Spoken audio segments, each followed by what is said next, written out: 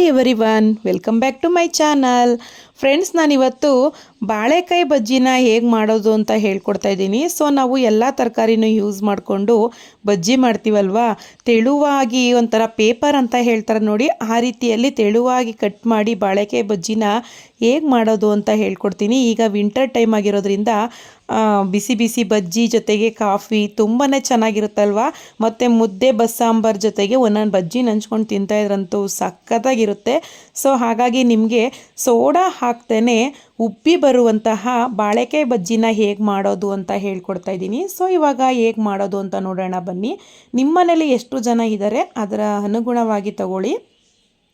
ನಮ್ಮ ಮನೇಲಿ ನಾವು ಇಬ್ಬರೇ ಇರೋದ್ರಿಂದ ಹೆದುವೀರು ಅವ್ನು ತಿನ್ನೋದೇ 1-2 ಬಜ್ಜಿ, ಹಾಗಾಗಿ ನಾವು ಒಂದೇ ಬಾಳೆಕಾಯಿ ತಗೊಂಡಿದ್ದೀವಿ. ಇದರಿಂದ ಮಿನಿಮಮ್ ಅಂದರೂ ಒಂದು 20 ಬಜ್ಜಿ ಮಾಡ್ಬೋದು ಒಂದು ಬಾಳೆಕಾಯಿಲಿ.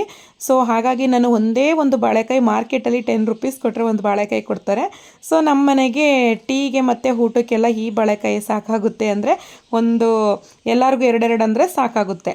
ಸೊ ಇದನ್ನು ಮೊದಲು ಮೇಲ್ಗಡೆ ಇರುವಂಥ ಸಿಪ್ಪೆನ ತೆಗೆದಾಕಬೇಕು. ಚಾಕುವಲ್ಲಿ ಫಸ್ಟ್ ಟ್ರೈ ಮಾಡಿದೆ, ಅದು ಆಗಲಿಲ್ಲ. ನೀವು ಸೌತೆಕಾಯಿ ಹೊರಿತೀರಲ್ಲ ಅದರಲ್ಲಿ ತೊಗೊಂಡು ಈಸಿಯಾಗಿ ಇದರಲ್ಲಿ ಇರುವಂಥ ಸಿಪ್ಪೆ ಎಲ್ಲ ತೆಗಿಬೋದು. ಸ್ವಲ್ಪ ಹಂಟಂಟು ಬರುತ್ತೆ, ಅದನ್ನು ನೀಟಾಗಿ ತೆಗೆದ್ಬಿಟ್ಟು ನೀರಲ್ಲಿ ತೊಳೆದ್ಬಿಟ್ರೆ ಸೊ ಅದು ಸರಿ ಹೋಗುತ್ತೆ. ನೋಡಿ, ಈ ರೀತಿ ಮೇಲ್ಗಡೆ ಇರುವಂಥ ಲೇಯರ್ನ ನೀವು ತೆಗೀರಿ. ಮತ್ತು ಇದನ್ನು ನೀವು ಹೊರಗಡೆಗೆ ಹಾಕೋರು ಹಾಕೊಳ್ಳಿ. ಇದರಲ್ಲಿ ನಾನು ಚಟ್ನಿನೂ ಕೂಡ ಮಾಡ್ತೀನಿ.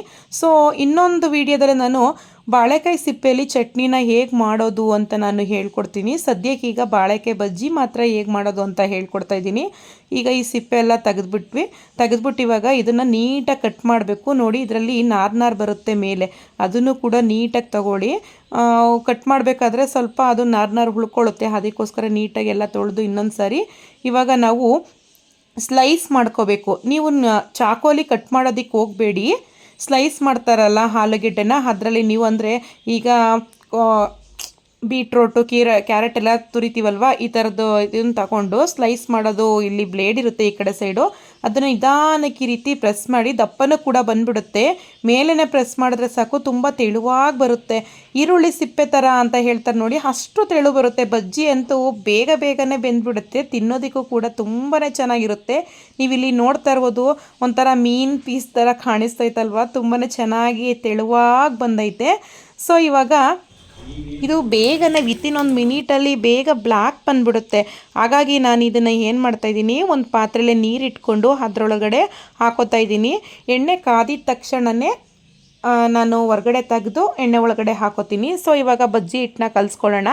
ನಾನು ಅದಕ್ಕೆ ಎಷ್ಟು ಬೇಕೋ ಅಷ್ಟನ್ನು ನಾನು ಅಂದರೆ ಪುಟಾಣಿ ಬಟ್ಲಲ್ಲಿ 1 ಬಟ್ಲಷ್ಟು ಕಡಲೆ ಹಿಟ್ಟು ತಗೊಂಡಿದ್ದೀನಿ. ಅಂದರೆ 150 ಗ್ರಾಮ್ ಅಷ್ಟು ತೊಗೊಂಡಿದ್ದೀನಿ. ಇದಕ್ಕೆ ಸ್ವಲ್ಪ ಹಚ್ಚ ಖಾರದ ಪುಡಿ, ರುಚಿಗೆ ತಕ್ಕಷ್ಟು ಉಪ್ಪು ಹಾಕ್ಕೊಂಡು ಮಿಕ್ಸ್ ಮಾಡ್ಕೊಳ್ಳೋಣ. ಇದಕ್ಕೆ ಸೋಡಾ ಹಾಕೋ ಅವಶ್ಯಕತೆ ಇಲ್ಲ, ಯಾಕಂದರೆ ಎಣ್ಣೆ ಕಾಯ್ತಾ ಇರುತ್ತಲ್ಲ, ಕಾದಿರುವಂಥ ಎಣ್ಣೆನ 1 ಸ್ಪೂನ್ ಹಾಕಿದ್ರೆ ಸಾಕು, ಚೆನ್ನಾಗಿ ಉಬ್ಬಿ ಬರುತ್ತೆ ಬಜ್ಜಿ, ಸಖತ್ತಾಗಿರುತ್ತೆ. ಸೋಡಾ ಎಲ್ಲ ಯೂಸ್ ಮಾಡೋದಕ್ಕೆ ಹೋಗಬೇಡಿ. ಮತ್ತು ಸ್ವಲ್ಪ ಅರಿಶಿನ ಪೌಡ್ರನ್ನೂ ಕೂಡ ಮಿಕ್ಸ್ ಮಾಡ್ಕೊಂಡಿದ್ದೀನಿ, ತುಂಬಾ ಚೆನ್ನಾಗಿರುತ್ತೆ ಟೇಸ್ಟು. ಅದಕ್ಕೋಸ್ಕರ ಈಗ ಚೆನ್ನಾಗಿ ಇದನ್ನು ಮಿಕ್ಸ್ ಮಾಡ್ಕೊಳ್ಳೋಣ. ಸ್ವಲ್ಪನೂ ಕೂಡ ಗಂಟು ಬರಬಾರ್ದು. ದೋಸೆ ಹಿಟ್ಟಿನ ಅದಕ್ಕೆ ಇದನ್ನು ಮಿಕ್ಸ್ ಮಾಡಿಕೊಂಡ್ರೆ ಸಾಕು, ಬಜ್ಜಿ ಹಿಟ್ಟು ರೆಡಿಯಾಗುತ್ತೆ. ಸೊ ಫ್ರೆಂಡ್ಸ್, ಇವಾಗ ನೀವು ನೋಡ್ತಾ ಇರ್ಬೋದು, ಬಜ್ಜಿ ಹಿಟ್ಟು ಫೈನಲಿ ರೆಡಿಯಾಗಿದೆ. ಒಂದು ಸಾರಿ ಸ್ಪೂನಲ್ಲಿ ಹಿಂಗೆ ಎತ್ತಿ ನೋಡಿದಾಗ ಅದು ದೋಸೆ ಹಿಟ್ಟು ಥರ ಬರಬೇಕು. ತುಂಬ ತೆಳು ಬಂದ್ರೂ ಅದು ಅಂಟಲ್ಲ ಬಾಳೆಕಾಯಿಗೆ, ಹಾಗಾಗಿ ತುಂಬ ತೆಳುನೂ ಮಾಡಬೇಡಿ. ತುಂಬ ಗಟ್ಟಿ ಮಾಡಿದ್ರೆ ತಿಂತಾಯಿದ್ರೆ ಹಿಟ್ಟು ಥರ ಸಿಕ್ಕಿದ್ರೂ ಕೂಡ ಬಜ್ಜಿನೇ ತಿನ್ನಬಾರ್ದು ಅನಿಸುತ್ತೆ, ಅಷ್ಟು ಚೆನ್ನಾಗಿರಲ್ಲ. ಸೊ ಹಾಗಾಗಿ ಬಜ್ಜಿ ಹಿಟ್ಟು ಹದ ಅಂದರೆ ದೋಸೆ ಹಿಟ್ಟಿನ ಹದಕ್ಕೆ ನೀವು ಕಲಿಸ್ಕೊಂಡ್ರೆ ಸಾಕು ಕಡಲೆ ಹಿಟ್ಟನ್ನ. ಸೊ ಇವಾಗ ನಾನು ನೀರಿಂದ ಸ್ವಲ್ಪ ತೆಗೆದು ಇಟ್ಟಿದ್ದೀನಿ, ಯಾಕಂದರೆ ಹಿಂಗೆ ಹಚ್ತಾ ಇದ್ದರೆ ನೀರೇ ಸಿಕ್ಬಿಡುತ್ತೆ. ಹಾಗಾಗಿ ಮೊದಲು ನಾವು ಇನ್ನೇನು ಎಣ್ಣೆಗೆ ಹಾಕ್ತಾಯಿದ್ದೀವಿ ಅನ್ನೋ ಅಷ್ಟರಲ್ಲಿ ಒಂದು 10 ಸೆಕೆಂಡ್ ಅನ್ನಾಗ ನೀರಿಂದ ಹೊರಗಡೆ ತೆಗೆದು ಇಡಬೇಕು. ಇವಾಗ ಬಾಣಲಿಯಲ್ಲಿ ನಾನು ಎಣ್ಣೆ ಕಾಯೋದಕ್ಕೆ ಇಟ್ಕೊಂಡಿದ್ದೀನಿ, ಸ್ಟವ್ ಹಚ್ಚಿ. ಎಣ್ಣೆ ಕಾದಿದೆ. ಈಗ ಈ ಒಂದೊಂದೇ ಪೀಸಸ್ನ ತಗೊಂಡು ಬಜ್ಜಿ ಹಿಟ್ಟೊಳಗಡೆ ಮಿಕ್ಸ್ ಮಾಡಿಕೊಂಡು ಆ ಕಡೆ ಈ ಕಡೆ 2 ಕಡೆ ಮಿಕ್ಸ್ ಮಾಡಿಕೊಂಡು ಫುಲ್ಲು ಹಚ್ಚೋದಕ್ಕೆ ಹೋಗ್ಬಿಡಿ. ಮೇಲೆ ಜಸ್ಟ್ ಪ್ರೆಸ್ ಮಾಡಿದ್ರೆ ಸಾಕು, ಬಜ್ಜಿ ಹಿಟ್ಟು ಅಂಟ್ಕೊಳ್ಳುತ್ತೆ. ಅದನ್ನು ತೆಗೆದು ಎಣ್ಣೆ ಒಳಗಡೆ ಹಾಕ್ಕೊಂಡ್ರೆ ಸಾಕು. ಆದಷ್ಟು 3-4 ಬಜ್ಜಿ ಹಾಕ್ಕೊಳ್ಳಿ, ಲೋ ಫ್ಲೇಮಲ್ಲೇ ಬೇಯಿಸ್ಕೊಳ್ಳಿ, ಯಾಕಂದರೆ ಅದು ಅಂಟ್ಕೊಬಿಡುತ್ತೆ ಜಾಸ್ತಿ ಬಜ್ಜಿನ ಹಾಕೋಕ್ಕೆ ಹೋದರೆ. ಹಾಗಾಗಿ ನಾನು 3 ಬಜ್ಜಿನ ಹಾಕ್ಕೊಂಡು ಬೇಯಿಸ್ಕೊತಾ ಇದ್ದೀನಿ. ಯಾಕಂದರೆ ಇದು ಗಟ್ಟಿ ಇದ್ದರೆ ಸ್ವಲ್ಪ ಟೈಮ್ ತಗೊಳ್ಳುತ್ತೆ ಫ್ರೈ ಆಗೋದಕ್ಕೆ. ತುಂಬಾ ತೆಳುವಾಗಿ ಸ್ಲೈಸ್ ಮಾಡ್ಕೊಂಡಿರೋ ಇರೋದ್ರಿಂದ ಬಾಳೆಕಾಯಿನ ಬೇಗನೆ ಫ್ರೈ ಆಗಿಬಿಡುತ್ತೆ. ಹಾಗಾಗಿ ನಾನು ಮೂರೇ ಹಾಕೋತಾ ಇದ್ದೀನಿ. ಸಣ್ಣ ಬಾಣಲೆ ಆಗಿರೋದ್ರಿಂದ 3 ಬಜ್ಜಿ ಇಡಿಸಿದ್ದು. ನಿಮ್ಮ ಮನೆಯಲ್ಲಿ ಜಾಸ್ತಿ ಜನ ಇದ್ದರೆ ದೊಡ್ಡ ಬಾಣಲೆಲಿ ಎಣ್ಣೆ ಹಾಕೋತಿರಲ್ವ, ಇದ್ರ ಮೇಲೆ ಹೋಗುತ್ತೆ, ಅಂದರೆ ಕ್ವಾಂಟಿಟಿ ಮೇಲೆ ಹೋಗುತ್ತೆ. ಸೊ ಇವಾಗ ನಾನು ಆದಷ್ಟು ಫುಲ್ಲು ಲೋ ಫ್ಲೇಮು ಮಾಡ್ಕೊಂಡಿಲ್ಲ ಮತ್ತು ಹೈ ಫ್ಲೇಮು ಮಾಡ್ಕೊಂಡಿಲ್ಲ, ಮೀಡಿಯಮ್ ಫ್ಲೇಮಲ್ಲಿ ಇದನ್ನು ಫ್ರೈ ಮಾಡಿಕೊಂಡೆ. ಸೊ ಇಲ್ಲಿ ನೀವು ನೋಡ್ತಾ ಇರ್ಬೋದು, ನಾನು ಸೋಡಾ ಹಾಕಿಲ್ಲ, ಆದರೂ ಕೂಡ ಬಜ್ಜಿ ನೋಡಿ ಎಷ್ಟು ಚೆನ್ನಾಗಿ ಉಬ್ಬು ಬಂದಿದೆ ಅಲ್ವಾ. ಈ ರೀತಿ ತಿಂತಾಯಿದ್ರೆ ನೋಡಿದ್ರೆ ತಿನ್ನಬೇಕು, ಆ ರೀತಿ ಇರಬೇಕು ಬಜ್ಜಿ ಉಬ್ಬರಬೇಕು ಅಂತೇಳಿ ನೀವು ಸೋಡಾ ಹಾಕೆಲ್ಲ ಉಬ್ಬಿಸಬೇಡಿ, ಯಾಕಂದರೆ ಅದು ಅಸಿಡಿಟಿ ಆಗುತ್ತೆ. ಹಾಗಾಗಿ ನೀವು ಸೋಡಾ ಹಾಕ್ತೇ ಬಜ್ಜಿ ಹಿಟ್ಟನ್ನ ಉಬ್ಬಿ ಬರೋ ರೀತಿ ಮಾಡ್ಕೊಂಡು ತಿನ್ನಿ, ಸಖತ್ತಾಗಿರುತ್ತೆ. ಸೊ ಇವಾಗ ನೀವು ಬಜ್ಜಿ ಮೆಣಸಿನ್ಕಾಯಿ ಎಲ್ಲ ತಿಂತೀವಲ್ವ, ಒಂದೊಂದು ದಿನ ಇದನ್ನು ಮಿಕ್ಸ್ ಮಾಡ್ಕೊಳ್ಳಿ. ವಿಂಟರ್ ಟೈಮಲ್ಲಿ ಬಾಳೆಕಾಯಿ ಬಜ್ಜಿ, ಸೀಮೆ ಬದನೆಕಾಯಿ ಬಜ್ಜಿ ಸಖತ್ತಾಗಿರುತ್ತೆ. ಸೊ ನೋಡಿ ಇಲ್ಲಿ ನೀವು ನೋಡ್ತಾ ಇರ್ಬೋದು ಎಣ್ಣೆ ಒಳಗಡೆ ಯಾವ ರೀತಿ ಉಬ್ಬಿ ಬರ್ತಾಯಿತ್ತಲ್ವ. ಈ ರೀತಿ ಬಂದರೆ ಸಖತ್ತಾಗಿರುತ್ತೆ ಮತ್ತು ಬೇಗನೆ ಫ್ರೈ ಆಗುತ್ತೆ. ಈಗ ನಾನು 2ನೇ ಸಾರಿ ಬಜ್ಜಿ ಹಿಟ್ಟನ್ನ ಹಾಕ್ಕೊಂಡಿದ್ದೀನಿ ಬಜ್ಜಿನ ಎಣ್ಣೆ ಒಳಗಡೆ. ಇದು ಕೂಡ ಫ್ರೈ ಆಗಿದೆ. ಸ್ವಲ್ಪ ಇದನ್ನು ಸೀಸೋದಕ್ಕೆ ಹೋಗಬೇಡಿ, ಅಂದರೆ ಇದು ಬೇಗನೆ, ಅಂದರೆ ಬಾಳೆಕಾಯಿ ತೆಳಿರೋದ್ರಿಂದ ಬೇಗನೆ ಅದು ಬ್ರೌನ್ ಕಲರ್ ಬಂದುಬಿಡುತ್ತೆ.